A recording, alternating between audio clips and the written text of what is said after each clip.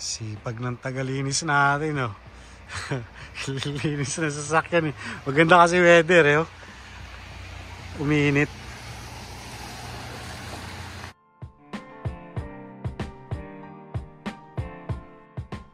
So, update ko lang kayo. Bali, may recall yung sasakyan natin. Ilang buwan ko na ba siyang ginagamit? December, January, February. So, may recall siya. Di ko na pinakita, di ko na na-videohan yung pag-repair nung nung dinala ko sa dealership. Ano lang naman, recall lang na update sa computer niya. Update sa software, yun. Bali, yung nangyari rito,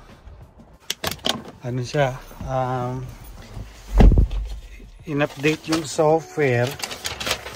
Ayan. Wala naman bayad. So, iniwan ko lang yung sasakyan doon. Tapos, nag-shuttle ako. Hinatid ako sa trabaho. Tapos, binalikan ko na lang. Bali, itong update na to is lang sa computer niya. Sa software niya. Ang napansin ko, medyo siya, naging smooth yung ride niya.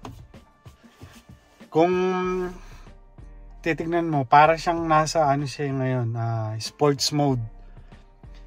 Usually kasi normal mode lang ako, kasi nasa break-in period pa ako. Pag ginamit mo siya ngayon, parang nasa sports mode siya, na smooth ba yung yung pag-change ng gear niya, medyo smooth siya compare dun sa bago pa siya ma-update. So, ayan. Tsaka ito pala, update din pala itong camera natin, itong FitCam X natin. Ano rin yan, napalitan ko din yan. Hindi ko na rin masyado na video, eh. Bali, huminto siyang umandar, tapos nag-reach out ako sa FitCam X. Pinadalan tayo ng bago. So, na-install ko na siya. Nag-download ako ng mga ilang videos para mapakita rin sa inyo kung ano niya, yung quality ng video niya. Ayun, panoorin nyo na lang, tapos makikita nyo rin kung paano rin siyang i-handle yung snow, kasi malakas ang snow last week, eh. So, ayun, konting update lang sa inyo. So, thank you for watching.